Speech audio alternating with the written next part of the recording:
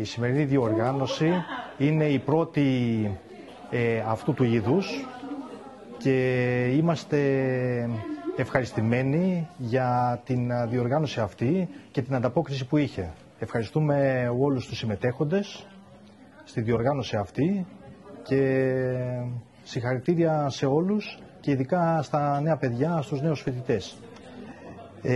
Αισθάνομαι καταρχάς μεγάλη τιμή και συγκίνηση που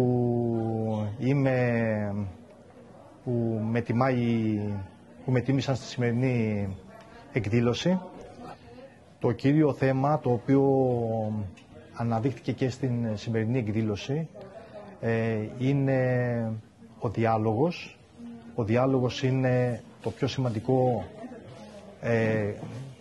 μέγεθος που μπορεί να οδηγήσει στην επίλυση προβλημάτων τόσο κοινωνικών όσο και διεθνών προβλημάτων.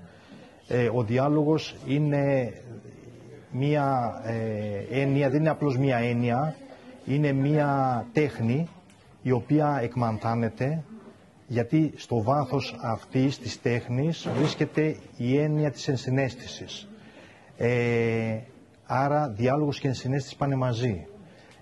Και αυτό ακριβώς νομίζω ήταν και αντικείμενο της σημερινής εκδήλωσης, να αναδείξει αφενός το διάλογο, αφετέρου την ενσυναίσθηση, δηλαδή την αντίληψη, όλοι αυτοί οι άνθρωποι που